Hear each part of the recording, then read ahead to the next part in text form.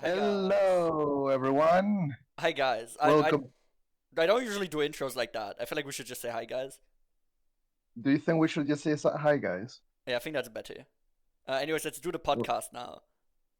yeah. Yeah, I feel like we've Uh, done, this is Epic Gamers talk about Epic Games. but not Epic Games like that because that's already a company, and I don't think I've played a single game by Epic Games. I feel I like that have would be like an bad. entire library of Epic Games, I mean, like Fortnite, the that's games. one. Yeah, there's Fortnite, I guess. I Fortnite think is a that's pretty like epic game, but I haven't played it, so we will never know. it's. I mean, I don't know if it's an Epic game. I only know that they've gained an epic amount of money from that, They and had a, that's like what keeps the company going. yeah, I need to gain an epic amount of money from making games. Yeah, that's pretty true. Maybe from this podcast. Mm? Guys, if you love this podcast, give me all of your money. Just DM me your bank account information.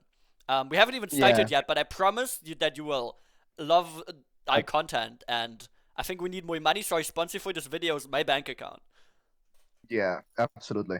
Anyways, So yeah, this is EGTAEG. yeah, Those EGTAEG. are, yeah, The, yeah. That's the short way of saying this. the acronym doesn't really And work. It sounds a little bit like you're playing tag, but with eggs. Um, I I don't mean really know about that's that one. wonderful. I will play tax with egg. Who wouldn't really? I would. You know, Uh, you eat and you just break their nose with a fucking that's fucked up, to be honest. That's like evil tag. I mean, Halloween is egg. just over. It was just Halloween. Maybe that would still work.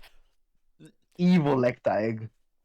Yeah, anyways, we should probably be talking about games right now because that's kind of the point of the podcast. Yeah, Uh, we're the Epic Gamers talk about Epic Games after all. yeah, so it's me. It's me, Arari Kulili, creator of Gomorrah Mod. That's what they know me as in the hood. And And I I am made, Sami. yeah, he's Sami. But yeah, I made Gomorrah Mod, as you may know, and I'm a bit of a programmer, so that's like kind of my thing. Yeah, I am an animator, pixel art animator. I do funny animations on Sprite, and I also do funny artwork in Sprite, and I sometimes do design stuff. Yeah, maybe we, So that's my side of the story. I'm the artist guy. yeah, maybe we can put some shit up later. I depends on if I remember. We'll see. Well, I mean, you're not gonna be able to put that much because of all the times that my Sprite has decided to delete all of the artwork that I've made. But maybe I can find something for you. Yeah, we'll see. Anyways, he's a great Yeah, guy in general, just like me. I might be the greatest guy out there, so that's pretty yeah, but good. I'm like a close second, right? Not really. You can be like third place. I can take a third place any day. Second place is who's an uncontroversial person? Barack Obama. Everyone loves him. Still, maybe. I mean, he did commit all those war crimes. Yeah, but that doesn't really matter. People love him. He's like charismatic. I think You so. can commit war crimes if you're a fun person to be I around. think so as well. Actually, that is a pretty good strategy. But yeah, Yeah, my I favorite. thought you were gonna say something like Markiplier or Keanu Reeves. No, let's just go with Barack I don't Obama. know. He's Let's like the just most like guy maybe out in the world right now. Nah, maybe. let's let's, let's put politics on the Epic Gamers Talk about Epic Games No, podcast. I agree. there's no politics. There's not a politics podcast, guys. We're gonna talk about Inscription actually. That's the first game because Yeah, I think that feels pertinent to talk about right now. yeah. I think.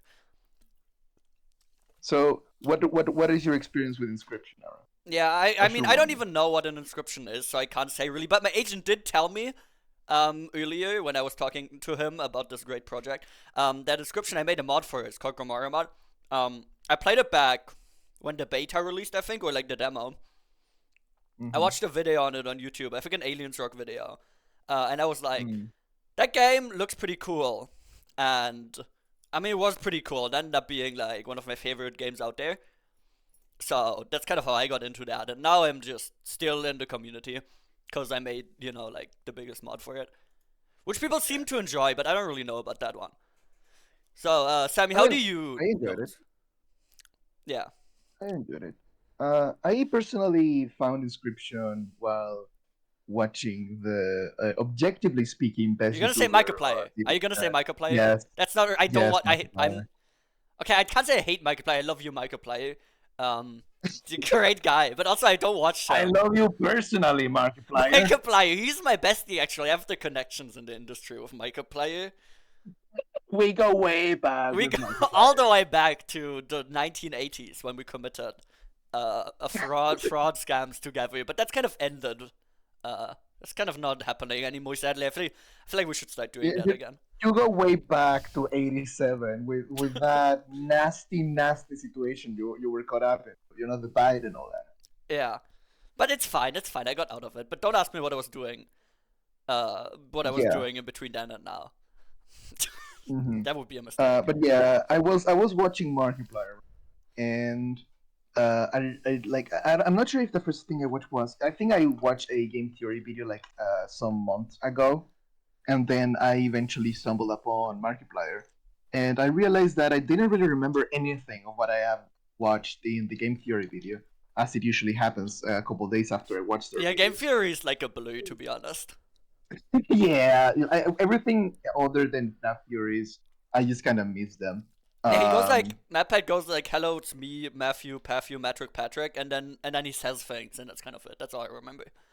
yeah, and now it's not even MudBot. Now it's other people, Yeah, it's and like they people just say things pretending. as I well. think my theory is that they're like evil people pretending to be MatPat. Like they're fucking out there. They're like they look a little bit like MatPat, but they're not exactly him. So they're like, well, maybe we can convince some people it's still MatPat, but it's not really MatPat. The thing is, they're trying to convince other people that they're MudBot. Like, yeah, no, It's me, MatPat. nothing to see here, guys. It's just MudBot. It was the inscription. What? Yeah, I saw the Markiplier video, and I realized that it looked really cool. And I kind of remember that it was like a game that was less experience other than just watch someone else play. So I decided to stop the Markiplier video and play the game myself. Because I didn't have any money, I of course decoded from very, very, very legal He means. got it in the But I streets. In the streets, he bought it. Yeah, In the hood, yeah, of very course. legal means. But eventually, I did get it from Steam. Okay, so I did. I do support local and not local indie developers. So don't Yeah, don't cancel local me on Twitter. local Thank you very developer much. Daniel Molins, my favorite Yeah, guy. we also go way back with him. Yeah, we go way back. Yeah, that's actually how I met him. That's why I play description. No, yeah, I watched Yeah, an Aliens that's Rock. also how you met Markiplier. Yeah, I watched an Aliens Rock video about it, and usually, okay, I don't play game demos. It's like a thing about me. I either like buy the whole thing or I don't buy it at all. But I actually I agree. played the Inscription demo and then like bought it today. I don't even know why. Usually, I don't buy games like that. I don't even remember being incredibly impressed by the demo. I thought it was pretty good, but it only goes up to like the prospector, so it's whatever. Mm, Um, and I just was like, well, I should just buy it right now. It wasn't even on sale or anything. Like it was just kind of an impulse. yeah, And then I ended up it was playing something through in it. your life that forced you to play it. You know, Yeah, I think it there was was like a just a twist of spirit. fate, to be honest. Yeah. I think it had to happen. It's a canon event for me, a little bit. But yeah, so I went and played through it through a span of 2 days. How long did it take you? I'm not sure. Yeah, Probably 3 days. yeah. I mean, a lot of games are like best enjoyed when you like play a little bit each day. That's how I played. Like the most recent game I played through is Celeste, and that's how I played Yeah. Celeste. I played a little bit each day because I feel like sometimes when you play it for too long, it kind of gets a little bit like a big soup of game. Okay, you play a game, it's like a Yeah. big stew that you eat, and when you eat too much of the stew at once, you're gonna be like sick of it, and by the end, you're gonna not like the stew anymore. But when you I like agree. play a little bit each day, you can enjoy the stew in new ways every time. But Inscription is like a binge game. I think I just kind of had to like get through it. I played each act. I think it took Yeah. me one day for each one. Yeah. No, Um, I mean, like the same happened to me. Like I usually, and even though I agree with what you say, I don't really follow that logic. Like I just binge play games because I love games so much. I just have to. I just have to play the game yeah, until I've had enough. that there's a reason we're Uh, epic gamers. yeah, we're so epic. The most. Uh, yeah, we don't touch grass. We just touch games. Okay. I touch okay every time. I just drink. I don't even know what a water is. I just drink. What do gamers drink? G Fuel? Is that still it? Probably. I think that's a new hot thing for gamers. Yeah, it's Yeah. G Fuel. Okay, but I'm like the Maybe opposite. maybe we talk about G Fuel. Schlatt is gonna patronize them. Yeah, that's true. That's a pretty good idea. I'm like the opposite of a gamer actually. I'm drinking water right now and I have an office chair and I have a plant next to Oh, me. I feel like I'm kind of a little bit not in the in the gaming mindset in that way, but that's okay. Anyways, Yeah, yeah, Inscription. A lot of people like come away from it feeling a bit scammed because it's only the first third that's a roguelike, which is like the main advertising part. People love roguelikes nowadays; they love them. Um, yeah. I don't really know why. I guess it's just like a trend in the industry. I But mean, I like them. yeah, me too. It's That's kind of why I started playing Inscription. I was kind of on the whole yeah, binge at that time as well of playing roguelikes. But that's kind of what got me initially into it. But I don't actually think the roguelike portion of Inscription is the best one, like Act 1. But yeah, absolutely not. a lot of people like feel scammed going into Inscription because they feel like, well, the whole game is gonna be a roguelike. And then, because the Steam page tells you it's a roguelike, it only shows you things from Act 1, obviously, to not spoil you, so it's like a really, really big Yeah. reveal when that's not the only thing. I really got by that reveal. But yeah, Hmm. a lot of people feel scammed at them because, like, well, only one third was what I paid for it. I guess that's how Yeah, Casey Modgon made in the end. But but yeah, that's kind of yeah. a common sentiment about the game. Not that common. I think the most common sentiment is that it's a good game and very interesting, but that's like kind of part of it, I would say. And I think that the fact that Casey's mod was made basically solves everything, because Yeah. now it's an actual roguelike. Yeah, and some people still think it's a mod. Okay, this is a PSA real quick. This is like nothing like entertainment value. It's just adding nothing to the content we're creating right now. But Casey's mod in Scripts, it's not a mod. It's actually part of the base game. Danny Mullins, I won't know why What? you made it like this. It's kind of it's fucking fucked Yeah, no, up. it was made by a ghost coder of Yeah, Daniel Mullins, well, it got made by who Casey actually. decided to go haywire using all of the models of the game and put hid the mod inside the game and behind Daniel Mullins' back. Yeah, that You was kind of have to fucked get up. it I did from the it actually. workshop. I did it You secretly. did it. I just meme right now. But like actually, a lot of people. I don't know why people always come to the money communities. They're like, me. How do I fix my Casey's mod? How do I access Casey mod? And if you're that type of person, I don't hate you. I have respect for every Inscription fan because we share this great piece of Especially if you media. subscribe. Yeah, of If you course. subscribe, we love you. Yeah, You're if you like our and best friend, actually. You're like remember, almost like our kittens. yeah, remember our sponsorship that we said at the start. That one's still going on. Bank Yeah, information. yeah. That's a joke Hmm. legally. I feel like I probably can't get sued for saying that, but I don't actually want anyone to give me their bank information. That would be pretty bad, probably. Yeah, no, that will be so bad. Yeah.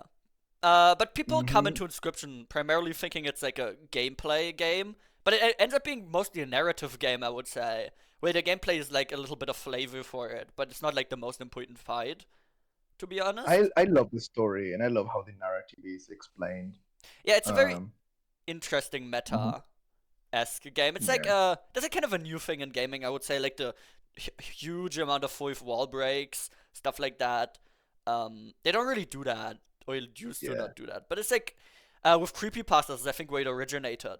Like that fear of like the game isn't contained to itself. It kind of knows about the real world it's everywhere. yeah. Um, and Inscription I think It's really like the builds on game that. itself is encrypted. Yeah, I would say Inscription is kind of a creepypasta esque game. To be honest, if you really think about it. Yeah. But yeah, it's Well, very. as a programmer, right, and as someone who has had like a lot of experience with actually coding on the game as doing mods, I mean, you made quite a popular mod yourself.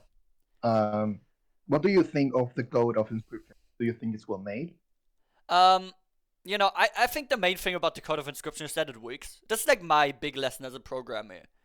A lot of people like obsess over learning little tricks. They learn new things every time, making their code really clean and modular. But sometimes you just need to make things that work. Inscription systems work very well for themselves, but they're not like hugely made for mod support. Let's be honest. Other modders came in later and made it so the systems were much more adaptable, but originally they're not. I definitely respect the way Inscription was coded because if Daniel Mullins made Inscription in a way that was super clean and modular, it probably wouldn't have come out for like 3 more years. So I feel like sometimes you Yeah, need to know when things are good enough and not make them perfect. I mean, Inscription has a fair amount of bugs in its base game as well.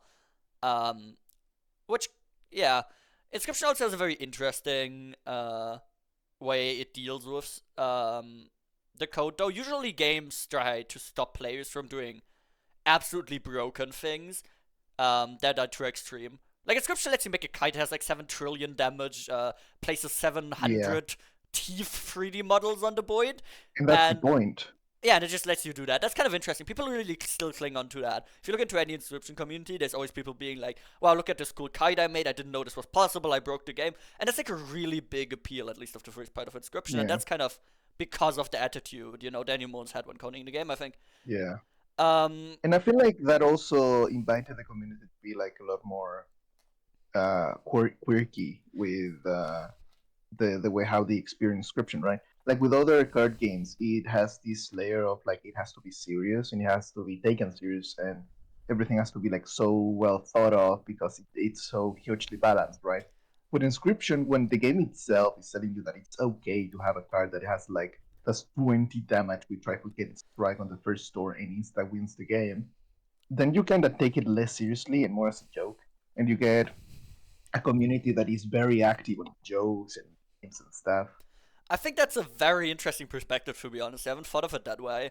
But also, I think it's very easy to get into the Inscription community because of that. Because you know what everyone does. If you look at the Inscription Reddit, if you look at the Discord, if you look at anything, people fucking love posting their broken combos. They love posting their Ouroboros. They love posting their Yeah. Act 2 Infinite Energy combo where they give a Stim Mage like 7 trillion attack. They love that shit. Which I'm obviously, if Yeah. you're in the community for a long time, you get annoyed by it. But I think that's like a really good way that people got into the Inscription community because it's very easy to be like, wow, what I experienced is very unique in this game. Even if it's not really like most people made a broken combo. Most people got their Mm. Ouroboros to 20 attack, but people really have that feeling that it's unique because games do not usually let you break their systems, but Inscription does. And that's for at least from a coding perspective, what I think is the most interesting from like a game design standpoint. That Right. makes it still today. The Inscription community is huge. A lot of people still play the game. Uh, so I think that's like something that really made it work, you know. Yeah. No, I agree. But yeah, as a person more focused on the arts and the visual design, what do you think about especially the way Inscription uses different art styles? Pixel art, high fidelity 3D, and its animations. What do you think Well, about that? I think it's amazing. Like, it's honestly quite genius. The pixel art specifically is very simplistic. I think it's the least incredible part of the game. Act 2 Um, portraits? Anyone ever seen the yeah, Act 2 portraits? Depending on if I will put them up later. But some of them look very strange, to say the least. But it works, it's very yeah. efficient. Uh, A lot of stuff of the stuff that is on like the pixel art doesn't even combine with itself. yeah. So it's kind of odd. But I think that's the least thing. Like I feel like the simplistic and almost like raw design of the pixel art parts of Inscription is almost like adds a lot to its charm as well.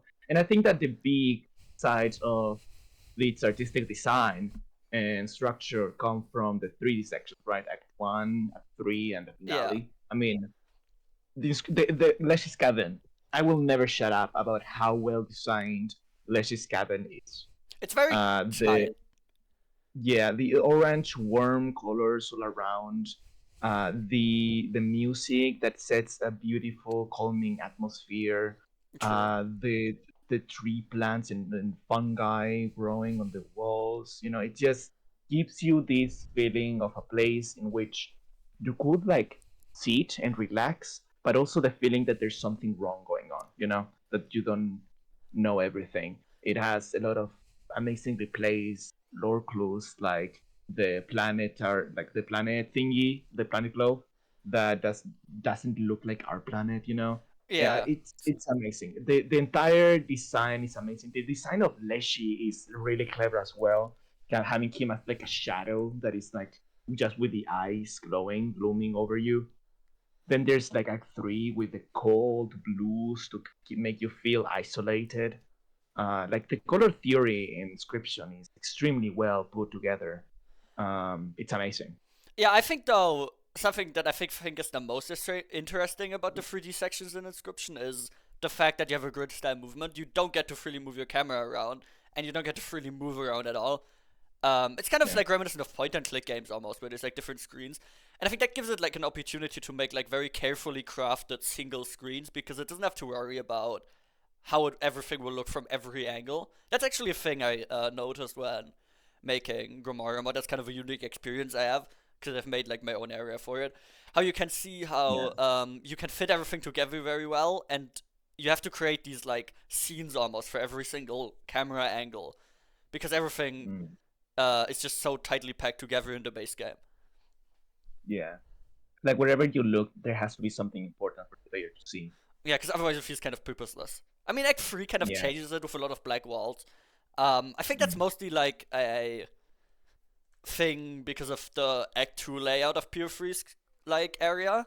His whole like And, and, robot shit. and I still feel like they did a good job with that. Like, Yeah. in still like even in the parts that feel a little more purposeless, there is still a purpose to that. For example, like the part where there's a puzzle with the photograph thingy that you have Yeah, to the like move photographer guy. around. Yeah, to find a clue. Where you talk to Uber, like there's still in most places where you look at, there's still something to do, even if it's not right, like immediately apparent. You Yeah, know? fun fact, because of the way the camera angles work, Act 3 gets away with some walls just not existing. A lot of walls in Act 3, they're not there, they're just black, you just see the skybox. It's only Yeah. like half of them that actually exist. Um, That's very funny. and that's really fucking funny. It's mostly the ones behind Pure 3 because he has the whole scanner sequence where the room lights up. But basically, none of the other walls exist, and that's like a really interesting trick that they did, to be honest. I guess it would save on a little bit of like processing power from your GPU, but I don't think it's like Yeah, that effective at saving. It's just kind of interesting, I would say. yeah, yeah. I think that the color usage on the Remora script on 3D is very interesting. Like the specific tone of green that it uses is not green enough to give the brain the sensation of nature, like Leshy's outside cabin can feel like. Yeah, But it's a very specific, like dead green, I would the call it. green that you see on corpses. I would call it cyan even a little bit.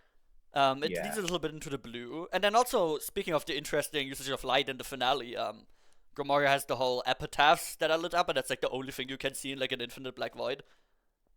yeah, That's pretty smart because first of all, it saves Daniel from having to model a whole Grimoire script, which would have been nice because then I didn't have to do it. But yeah. uh, obviously, But the guy was tired. yeah, I think he did enough already Mhm. for his game. But yeah, it kind of also gives like an interesting atmosphere because the game's being deleted at that point. Uh, Yeah.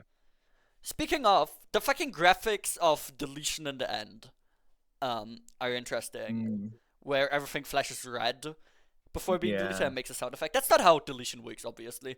I don't even know.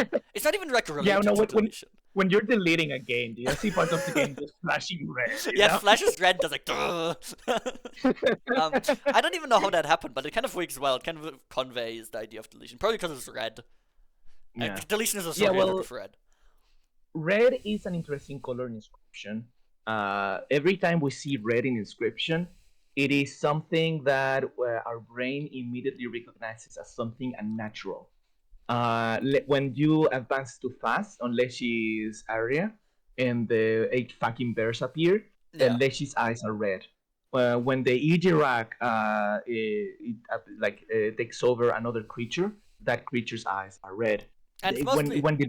the Bone Lord's eyes are red, like the color red is something that is not used almost never in inscription, and the little moments where it is actually used, it is there to give the player the feeling that it should not be there, that Yeah. they're doing something that they're not supposed to be doing. Yeah, I also imagine it's mostly used for the Bone Lord, because he's obviously not originally part of the Code of Inscription. Inscription exists within itself, which is kind of interesting.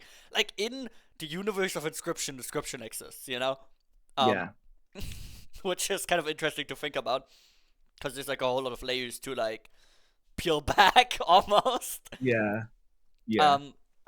For all of the people listening that don't have any idea of what inscription is and are just hearing Bone Lord and Leshy and what the fuck this is, don't worry, we have other topics as well. But I mean, I'm kind of known for being an Inscription guy, so I feel like it would be wrong not to talk about it first. That is true. That is true. People like are on my channel, they like queue for Gamora updates, and then they see, Ara talks about Buckshot Roulette multiplayer for 1 hour. I feel like for the first time we should like ease people into it with a little bit. Well, yeah, but we are also putting this up on Spotify. So, Oh yeah, you can like, listen to this on Spotify. Yeah, imagine like someone just putting this app on Spotify, don't have not have any idea of who you are, and then just listening inscription for like 20 minutes. Like, what the fuck is a bone lord? What is a grimoire?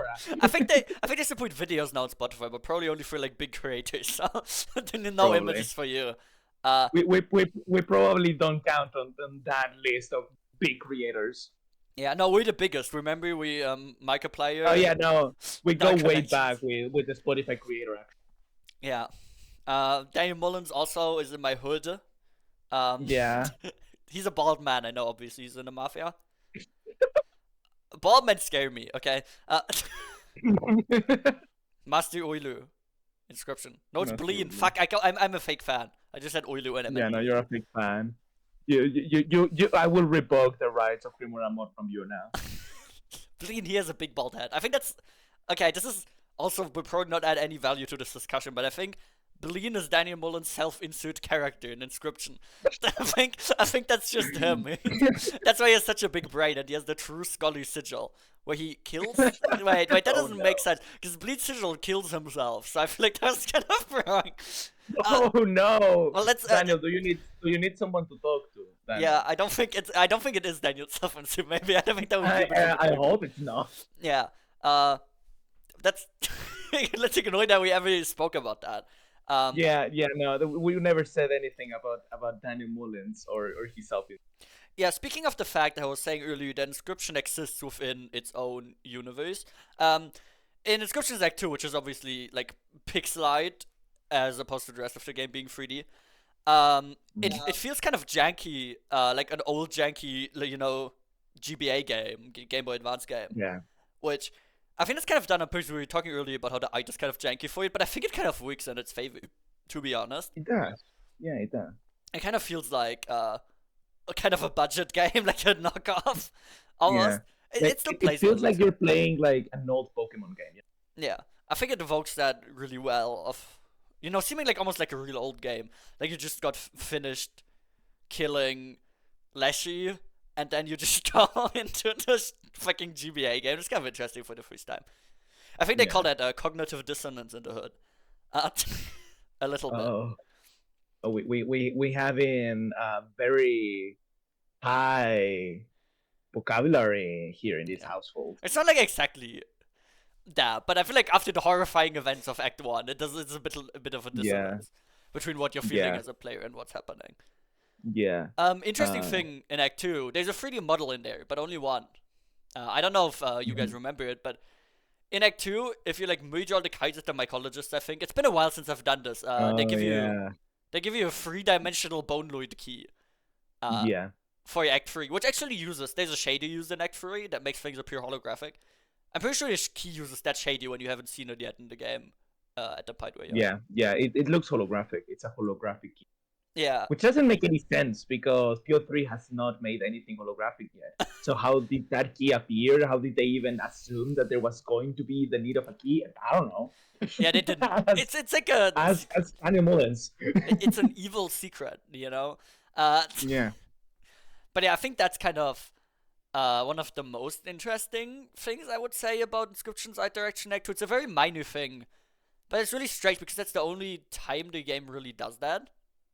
Um, I think that the idea of having it 2D is also very good because in Act 2 you see a lot of Easter eggs of like credentials and cards where there's like actual people's yeah. images in there, and it makes like even more of a contrast, taking like this extremely simplistic pixel art style in comparison to these actual like real life people photos with like these real life cards. It makes it feel even more dissonant, which I appreciate a lot. Yeah, actually, I realized there's one more time the game does it, and it's with the new game card in Act 1. It's there as Yeah, well, it's in 2D, well, it should be 3D. yeah, Uh, and Act 3 for that matter. yeah. But especially in Act 1, that's like where you see it the most, after you fucking kill Leshy to death. And it's just like Yeah, standing there. That's yeah. kind of funny. I really like how Leshy's card. It's very nice. Oh yeah, you don't really get to see it much, except Yeah. like once. So, Hmm. that kind of stuck with me though. It's a very interesting thing that when you photograph him. Yeah. It doesn't make that much sense though, because all of the other cards from the scribes are like actual animals before they start looking a bit like it. And Leshy's kite is just him. I It's just think like a it, selfie. well, I think there's two ways of seeing that, right? First of all, you could see it as in Leshy, as is in control of this world, took the decision to turn them into animals. But because you just took the photo and you don't really have any sort of control, and you just know Leshy as Leshy and not as Yeah, any other animals, you just took the photo and appeared exactly what you thought of Leshy, which is just a guy. yeah. And the second way of explaining that would be that since Leshy is a scribe of beast, he is already a beast. So he doesn't Oh, need to turn into anything. he's a He is already lycanthrope. that. He's a Yeah, lycanthrope, she's a Sammy. lycanthrope. Yeah, she's a bro, furry. bro, like cycled around to that. That's the sentence of the podcast. I would say he's already a beast. That's true. Yeah, Um, Actually, there's a lot of things that foreshadow the rest of Inscription in Act One. In the forest, when you walk up to Leshy, before you do his boss fight, there's like a big um scene where you walk through a forest. Well, usually you're only in Leshy's cabin, so that's already like a special moment because you're like going out of it into a forest. hmm You like walk across a straight path. You get a path. I don't know. I think I said path. yeah, You get a boon offered by a giant hand. Uh, yeah. which I Which think kind of doesn't implies. seem to be, which is supposed to be the hand of Leshy, but Yeah. because of the way how the hand looks, it honestly looks like it comes from a different person because it rationally could not be Leshy's You hand haven't seen wait. because of the way You haven't seen Leshy how then. the fingers are placed. You don't see Leshy. You Huh? haven't seen Leshy at that point. You only see him afterwards when you go No, back into his cabin. no. It's because like the way how it appears, because it appears from the right side of the screen, and Yeah, you're able to see the thumb of the hand that's true. into the left side, which doesn't make any sense. That Yeah, will mean that he had to make like some weird gymnastics with his hand for it to look that way. Leshy was a gym teacher. Actually, that's the secret lore, guys. I'm gonna email Daniel about this, and then it's gonna be like the new ARG. Yeah, Only there was a exclusive. random giant guy there. Yeah. She was a gym teacher. But yeah, to get back to the point, when you walk through this forest, you can look, I think to the right or to the left at some point, and you can see a golem, which has a Yeah, orange crystal, and which at that point it's just like a random little detail which doesn't make any sense. But later yeah. you realize in Act 2 when there's Magnificus, who's a different scribe, hmm he has a kite called the Ruby Golem. That's a golem with the ruby mux in it, which is just a Yeah, orange crystal. You yeah, don't.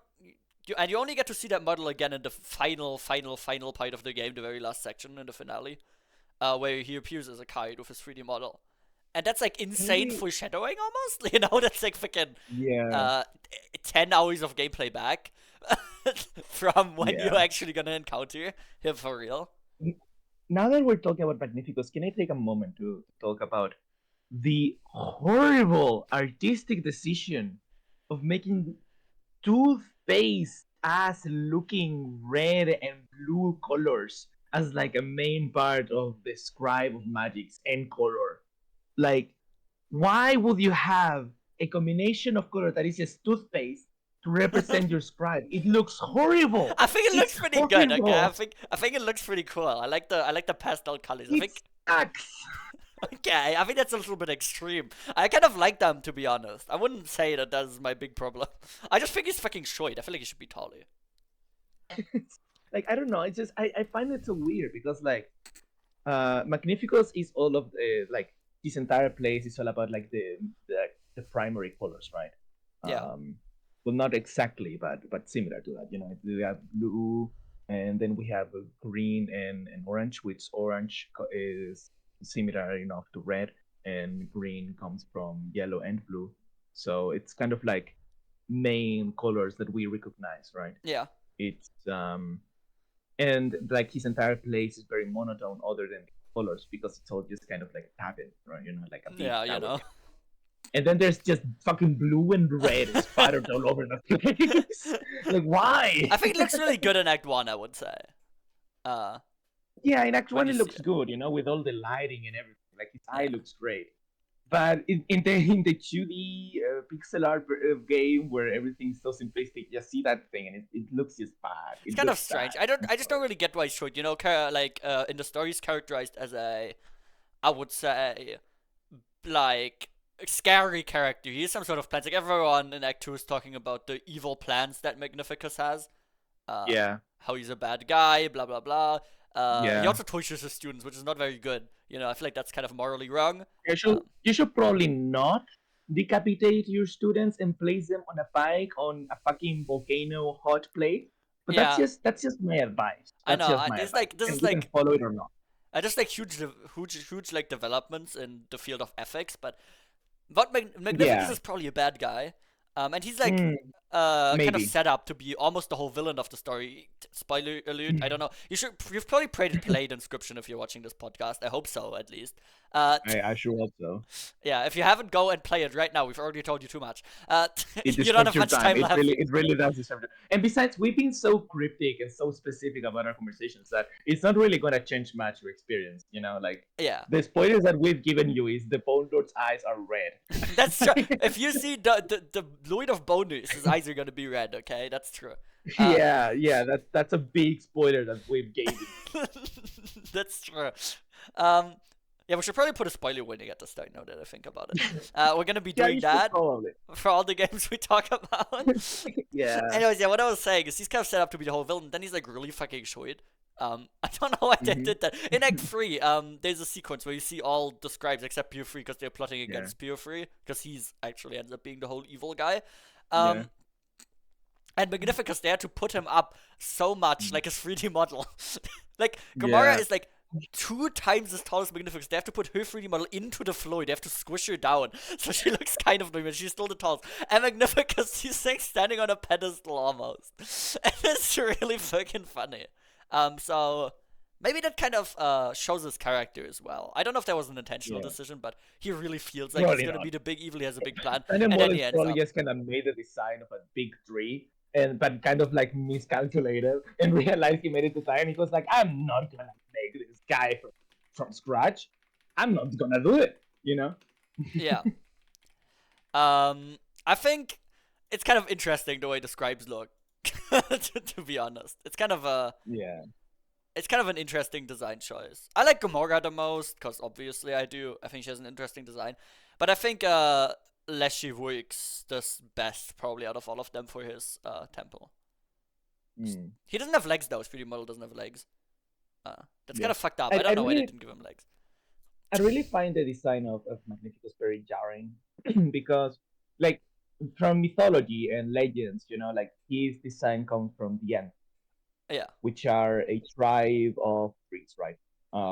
3 folk that live in the forest.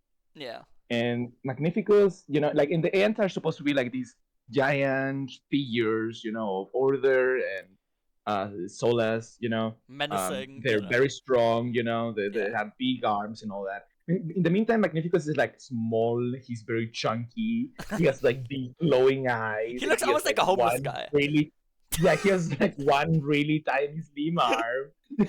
He looks almost like I didn't even know the first time I played what he was. I thought he was, I don't know if this is like a common interpretation, but I thought he was like a guy with an insanely long beard, and he's like just a skeleton below there.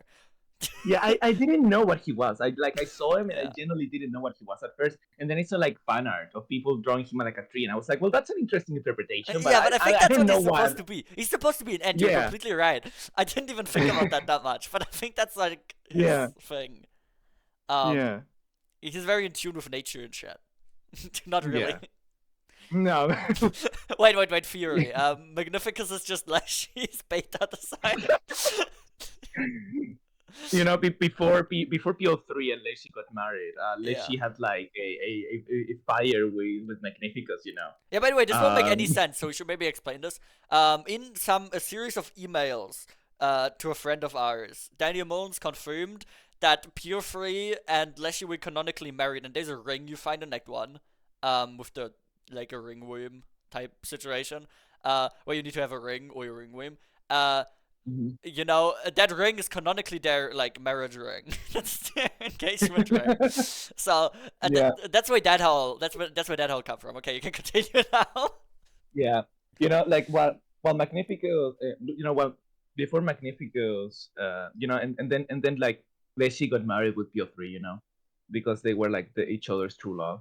Yeah. But then Leshy just couldn't hold it, and just kept looking. He kept meeting up with Magnificus, and Pio3 eventually realized it. And he was like, "How dare you?"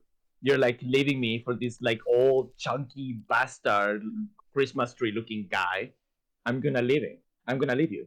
And he leaves, and that's what sparks the hatred in Deshi to basically get the old data and turn everyone into cards and Yeah. his lover into a fucking stoat. And Gamora was kissing the woodcarver. Love wins.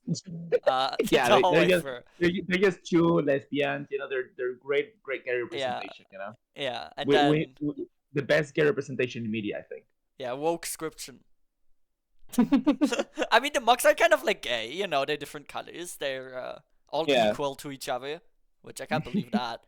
yeah. Inscription teaches equality because a woman can be a scribe and a machine. In a machine. And a machine as well. I don't know if it's. Yeah, What does Pure Free? Who's he? He's a machine, I I guess. think CO3 is just an it, Pure Free is just but a I'm not guy out sure.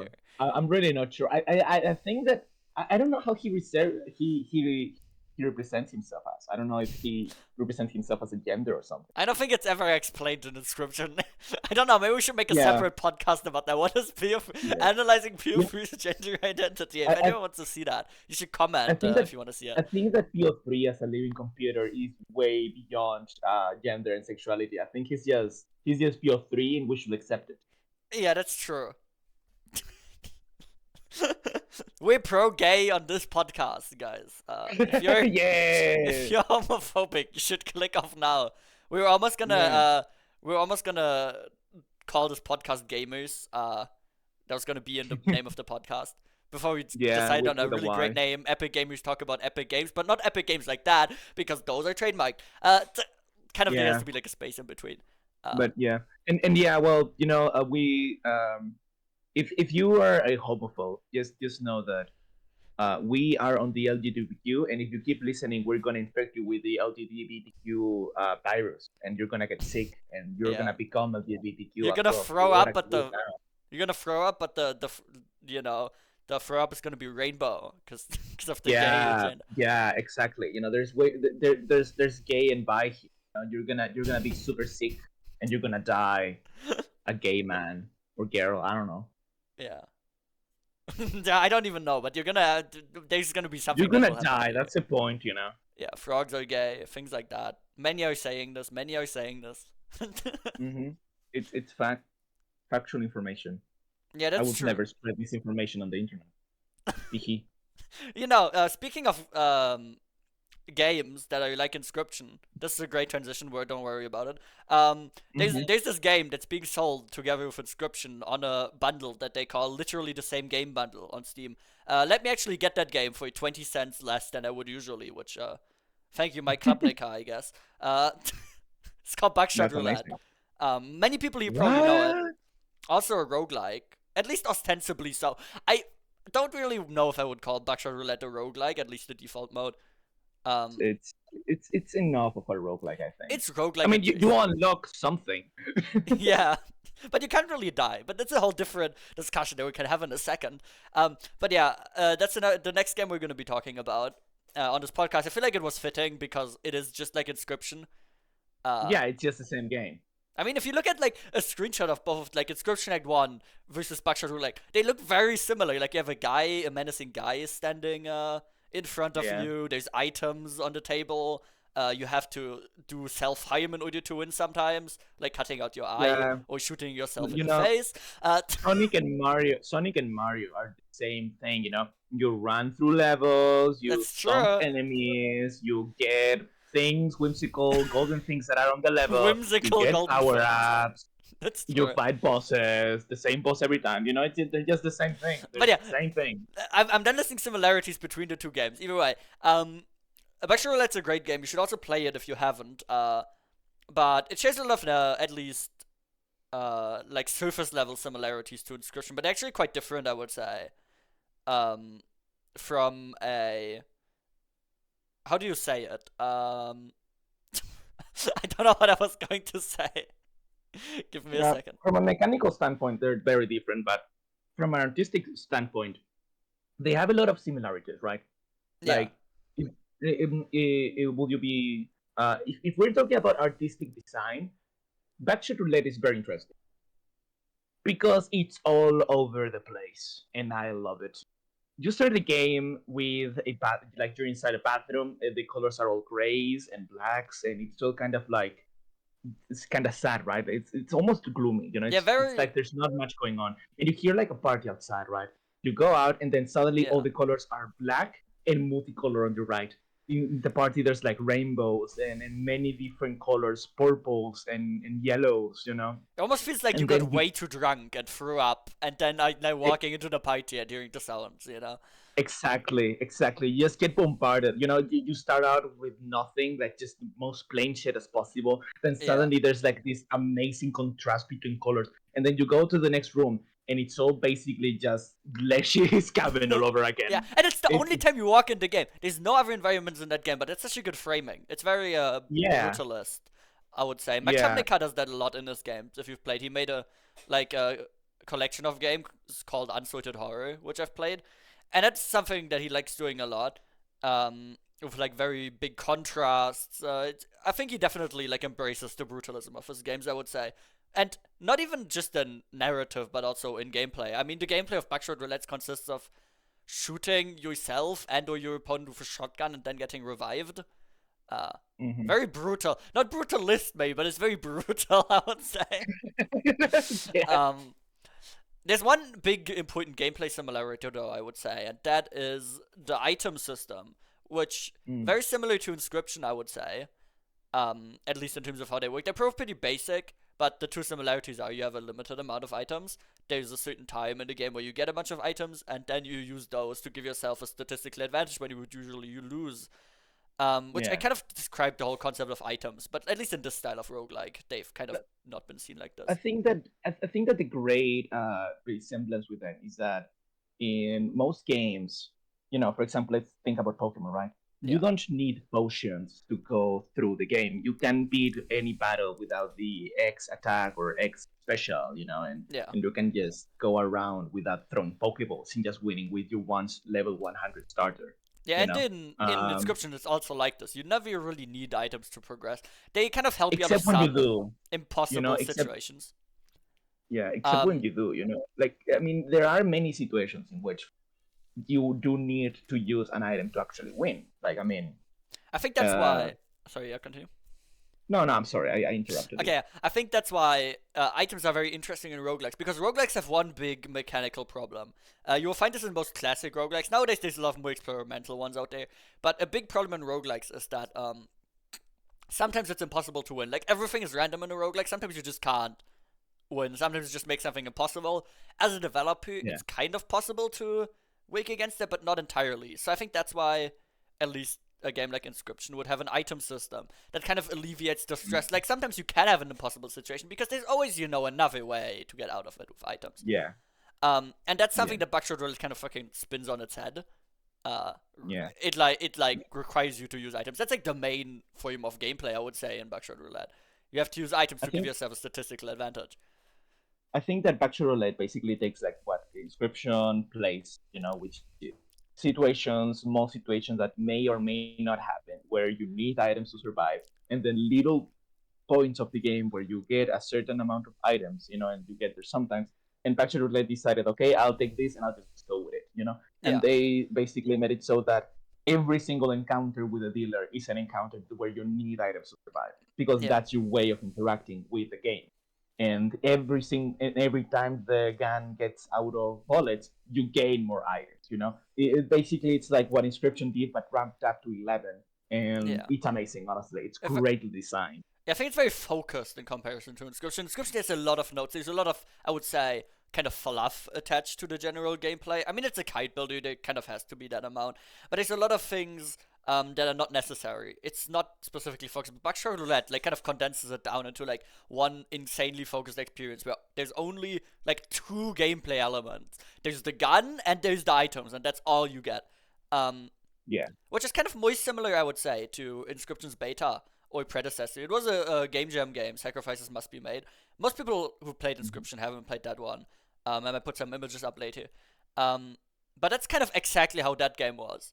More narratively similar Yeah. as well, where there was a guy who will kill you if you lose, and if you win, then he won't kill you, you know?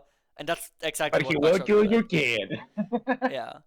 At least in Sacrifices Must Be Made, there's like he's like a psycho killer, I guess, where Yeah. you don't have to you don't want to starve, so you play this game against him. In Buckshot Roulette, we don't know what the guy wants of us. It's kind Yeah. of a Squid Game esque scenario if you've watched that show, where The they game just like put theory you in. wants you to believe that you're in hell and that you're participating against the devil or something. Yeah, and then at the end, if you win a bunch of money, and if you lose, you fucking die. You just die. Kind of an interesting scenario they put you in, to be honest. That's a very interesting way of depicting hell. Yeah.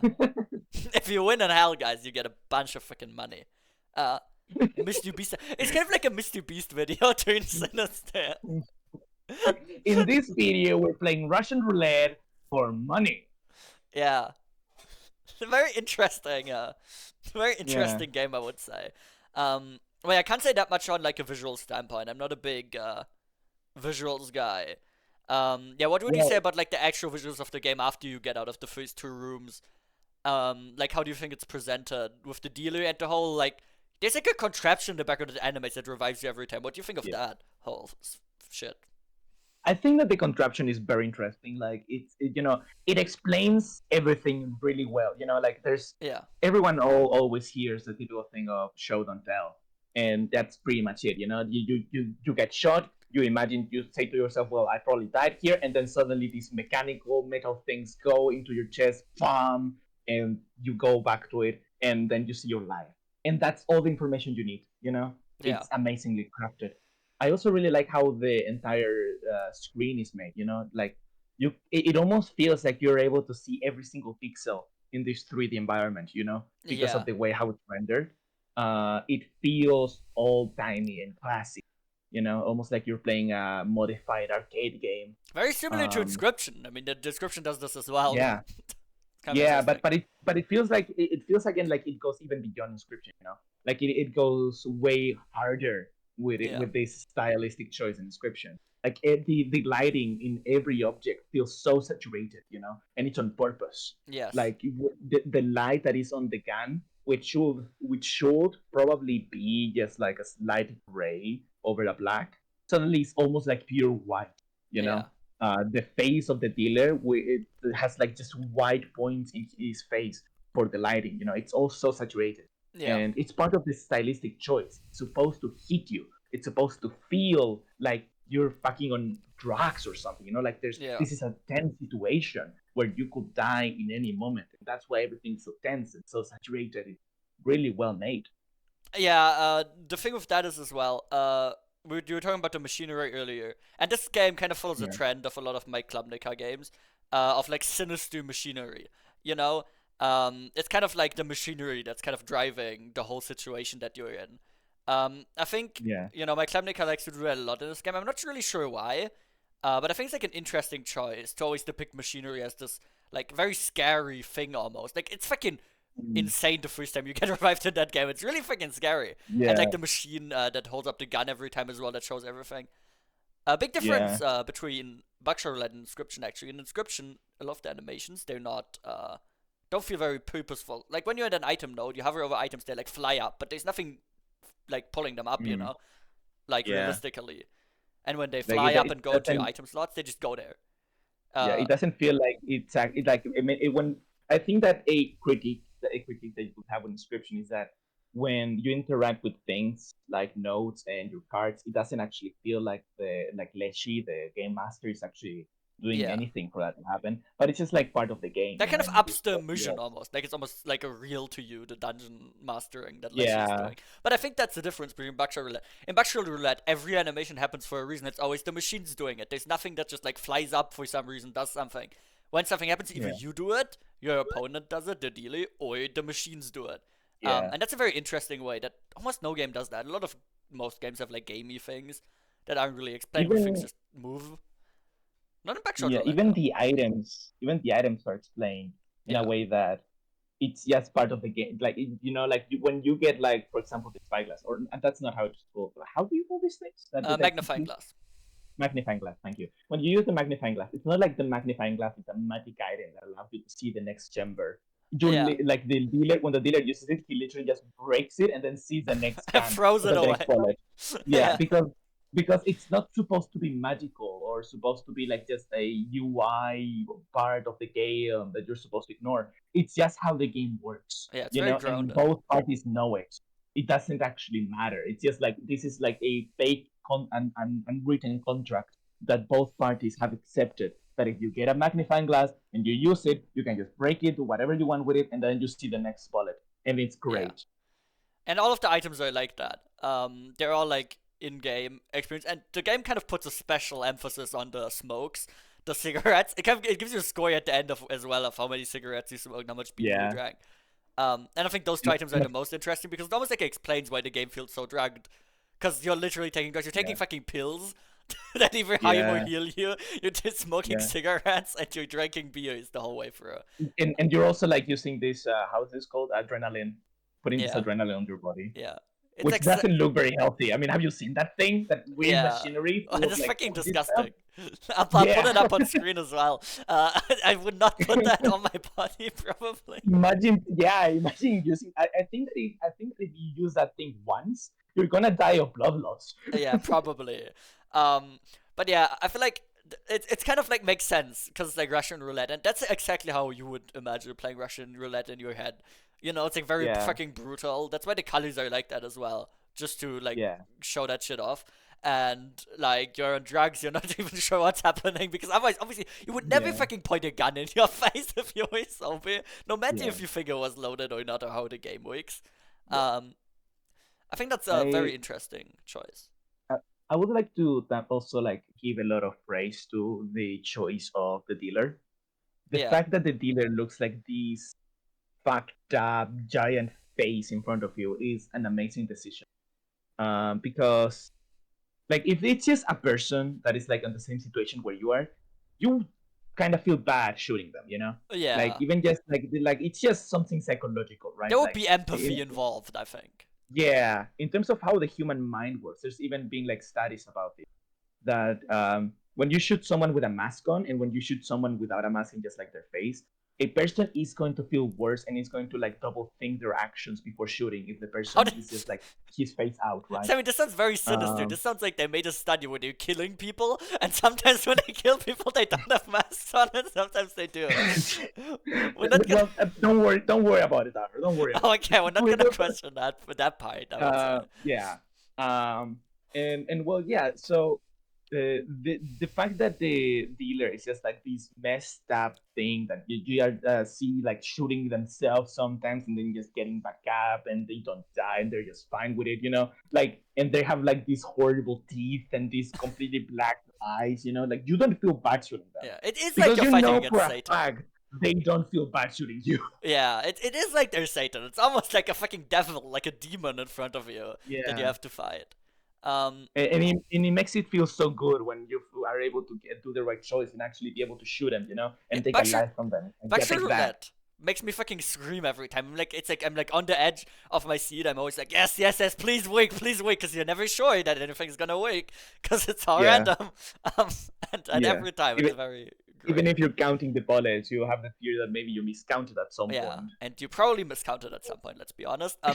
Yeah, Kind of insane how much Buckshot Roulette is able to do with so little. There's 3 screens in that game. There is hmm very few gameplay elements and very few graphics, and the game is able to do so much with them. That we have this much to yeah, talk about. We've almost talked about this game as long as it takes you to play a single run, which is yeah, interesting. yeah. To be honest, yeah. A lot to be said about the amount of content in Buckshot Roulette and how it relates to how much you can analyze it. And I think that the fact that the game is kind of like short in that way, that like everything goes so fast, it also goes really well to its favor because, like for example, when you're playing The Binding of Isaac, right? Uh, Yeah. you can just spend hours playing one single run, and you can love the game, but at some point you end up being like, when is this gonna end? You know, can we Yeah, can we Inscription as stop this? well. Can we wrap this up? Even Yeah. inscription, yeah, inscription as well. But in Baxter Roulette, it's always so fast. Like you are going to feel satisfied at some point, and when you are, the game will be end. Your You time's know? never wasted. I don't think I ever Yeah, felt totally. like I did the animations are snappy. There's nothing that like takes longer than it should. And then they Yeah. put, and then they took that whole thing and gave it a multiplayer mode. Yeah, which we tried. We We played tried the recently. multiplayer mode out. We tried the beta. Yeah, and You should you should show the image of the funny bug that I found in my game. oh yeah, he found the old data from Inscription in this game when we tried to play it. But The yeah, entire game got like just corrupted visually. It so was what we learned great. from that experience is that friendships may or may not be ruined from just one round. Worse than Mario Party, I would say. Mario Party is a very serious game when Yeah. you play it with friends. If, Backshot if Roulette you is. think your family if you think your family gets busy when you beat them on Monopoly, just wait Yeah. to see how your friends react when you shoot them 3 times in a row in Backstreet Because they're Roulette. literally just shooting them in the head and you see their reaction.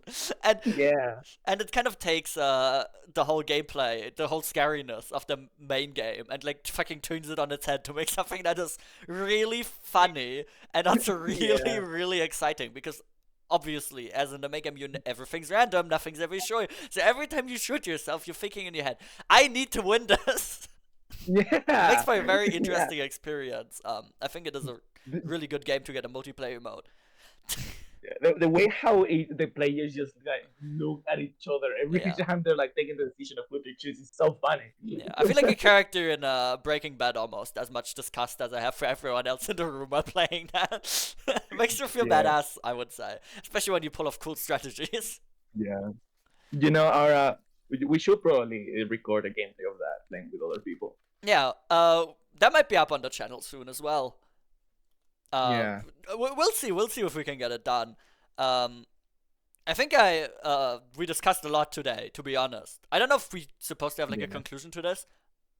I don't really have like any The big. conclusion will be that Inscription and Back to Roulette were both amazing indie games created by two different people that got to very similar ideas and very similar conclusions, but released these conclusions in very different ways, tending to generate similar feelings through different means and doing similar things that end up feeling very different. This may feel like absolute bullshit. It's because I'm making it up on the spot. You know, I But was that's gonna my say, conclusion. Sam, you the smart one, I'm the relatable one, but maybe we're both the relatable one a little bit. Maybe you learned something from this whole experience. I'll sleep on it and tell you tomorrow. Yeah. We'll see about that one. Anyways, we had a lot of fun, I think. Did you have fun, Sammy, or was this awful for you? This was terrible. This was a terrible experience, and I want to Well, die. fuck you No, too! I'm I hope I never see you again until the next podcast, I guess. Yeah. We will never meet again until the next podcast, in which we're just gonna like give ourselves a quick read and just immediately go to the podcast. Yeah, It's we're gonna be two great. menaces. A little bit. Yeah, we hate each other behind closed doors. Oh, yeah. No, don't write We said it- homoerotic fanfiction about us, because we hate each other. We're gonna want to get that out of the way first, before it gets to that point. No thank you. I mean, when people start writing homoerotic fanfics about you, then you realize that you hit it big. So go on, guys. Go Yeah, write and it. that's true. That's true. We're gonna read it one day. Anyways, I Yeah, think that one was. day we're gonna read it. Don't was- you want to be famous? give us your money. That's all that this was really about. I think that's my conclusion. I think I just realized that. Anyways, yeah, that was EGTAEG. Maybe we'll come up with a better Yeah. acronym for next time. Nah, it's EGTAEG. Who's the It's more epic beautiful. gamer? It's me. Nah, it's me definitely. If you want to write some I- audience questions, we can answer them next podcast. That would be fun. Yeah. We'll see if Yeah, we get any. If you want to know who, and if you think, give us your opinion who you think the most epic gamer is. Yeah, that Just as so well. you know, I just so you know, I have wasted over 20 hours of my life into trying to complete 100% of Lego Batman for the Wii. I'm not gonna reveal my deepest, darkest, and most embarrassing secrets on this podcast. You should, so everyone can see and hear. But yeah, I'll prioritize showing you a comment in the video if you say that I'm the coolie one. So, bye guys. We'll throw exit you. We'll throw Bye. exit you now. Go play Just leave. Inscription and Backshot Roulette. Fucking leave. I don't want you here.